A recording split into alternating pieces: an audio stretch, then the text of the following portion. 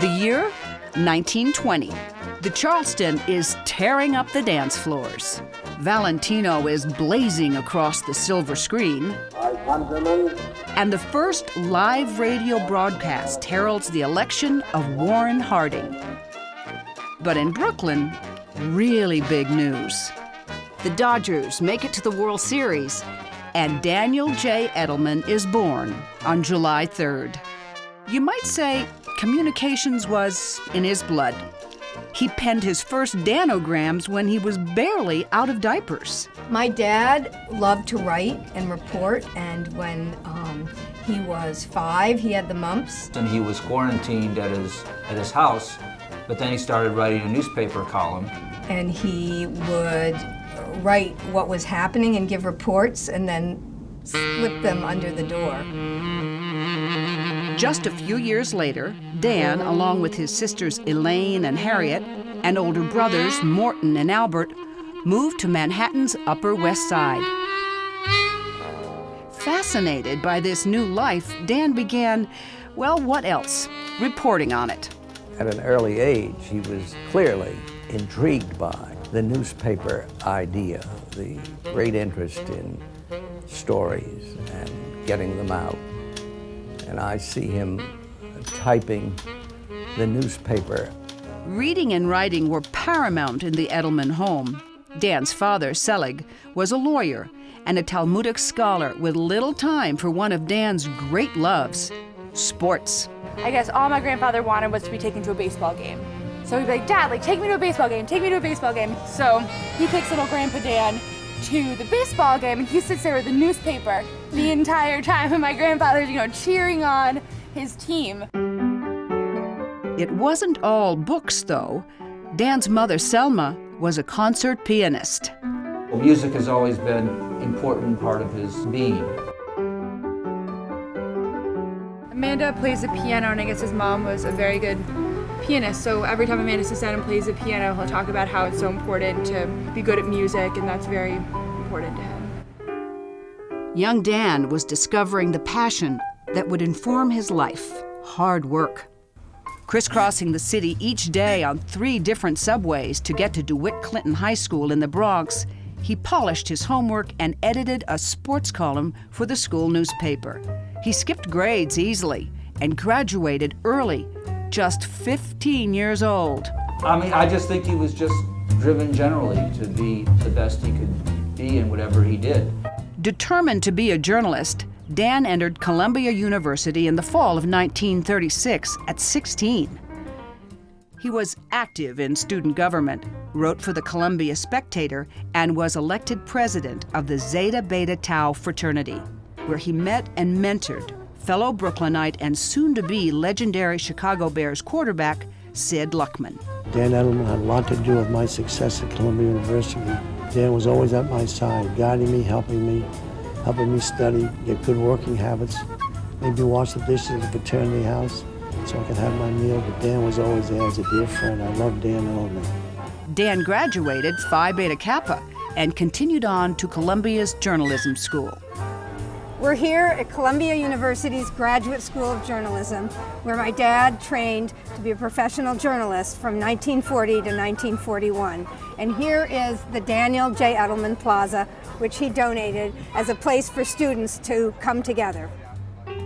His first job, sports writer for the Poughkeepsie Eagle News. That always impressed me, that Dad went to a small town, upstate newspaper, and worked as a real reporter.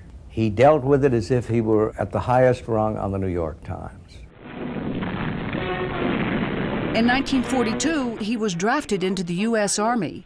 He worked in psychological warfare, analyzing German propaganda for General Omar Bradley, and there caught the attention of General William Paley, CBS founder and chairman. Once out of uniform, Paley rewarded him with a job at CBS Radio in New York, writing for personalities like Arthur Godfrey.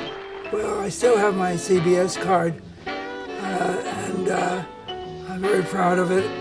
After a brief stint promoting music artists like Duke Ellington and Sarah Vaughan, he accepted a job with a radio sponsor to promote Tony, a home permanent treatment. From NBC News, this is Today. We were representing the Tony Company, and they had the campaign, Which Twin Has a Tony, which just swept the country. Everybody was talking about it, and I said, why don't we take these twins on the road and let America see them in person?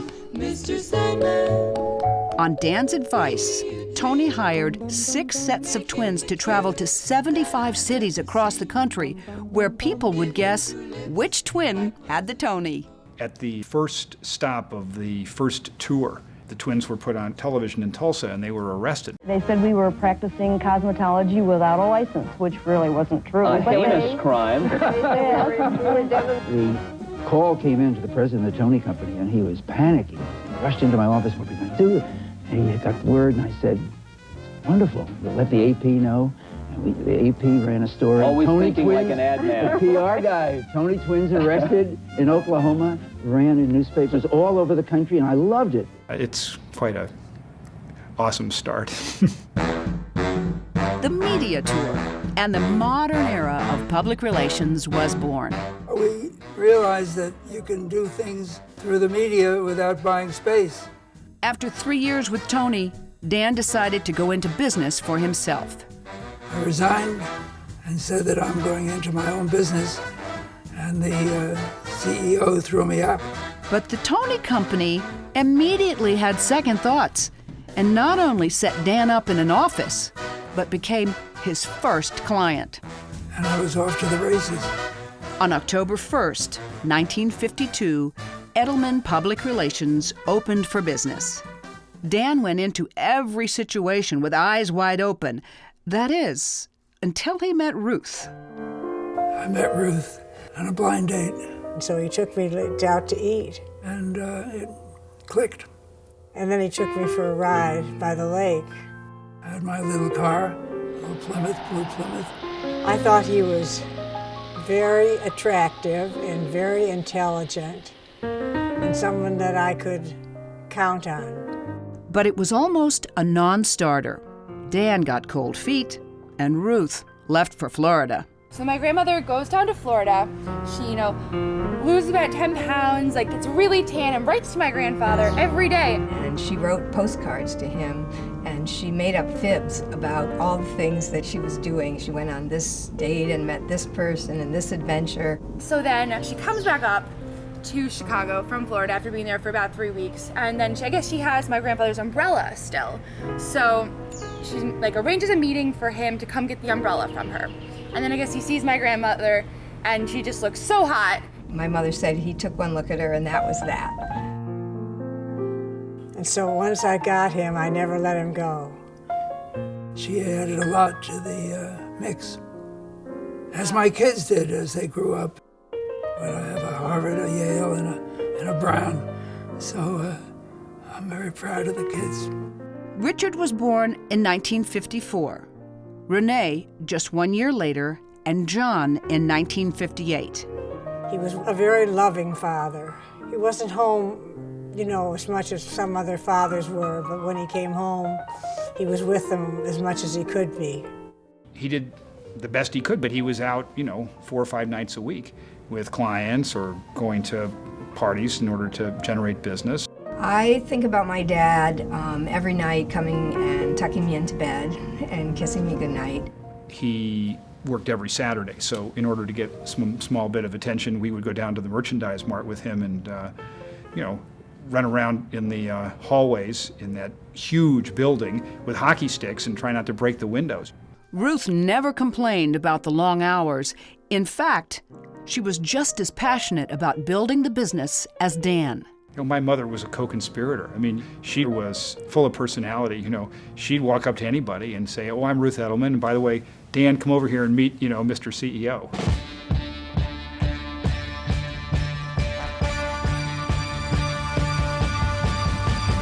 The campaigns came fast and furious in those early days. We were the focus group. When he had the Sara Lee client, we had Sara Lee coffee cake. And then there was real lemon juice, and Brunswick bowling balls. there were some great side benefits. I'm here for the Gillette Company as an official spokeswoman. Phyllis George, who was Miss America, showed up when I was 12. That was big bragging rights, let me tell you. I learned how to make popcorn at age 14 from Orville, and I've never forgotten, oh, you got to heat the oil with 2 little kernels in there, and as soon as they pop, that's when you pop the rest of the corn in. If Dan was working hard, he expected the same of his children. Oh, he still corrects my grammar. A's were the only thing that were acceptable in our household. Whatever I wrote, I always showed to him, and he would scribble on them. And I think I really learned to love words and writing from working with him. And for that, I'm very grateful. We used to go to a place in Charlevoix, Michigan, and he was teaching me how to ride a bicycle. But he fell off the bicycle. He was bleeding a little bit, his glasses were smushed. And then he just got back on the bicycle again to start teaching me how to ride the bike. And it goes to his spirit of drive and competitiveness. You just don't put a good man down. The years were a frenzy of travel, clients, and fabulous dinner parties at the apartment. I heard stories from people later that they remember me crawling on the floor between the legs of everybody, but I don't remember that. We had annually a press corps party in Chicago in my parents' apartment. We have 300 journalists, 300 journalists with free booze, you can only imagine.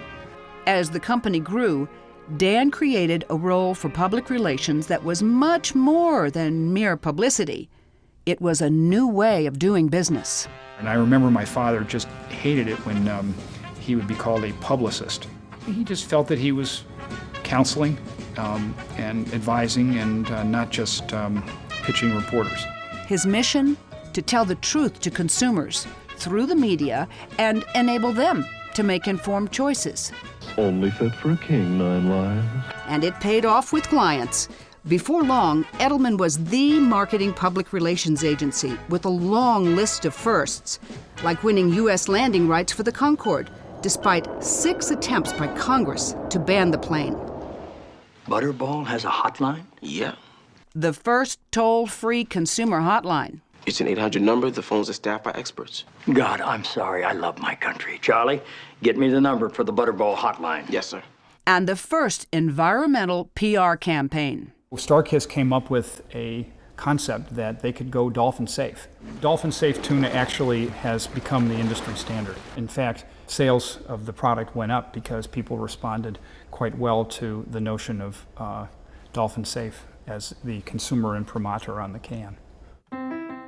Ever the global thinker, Dan opened offices throughout the world, starting in London in 1967 in a former royal's home near Hyde Park Corner. No detail was too small to overlook. I must confess I was a bit nonplussed when hardly had we got together and struck the deal. He became very personal and said that if I really wanted to see him succeed in public relations, I should get my teeth fixed.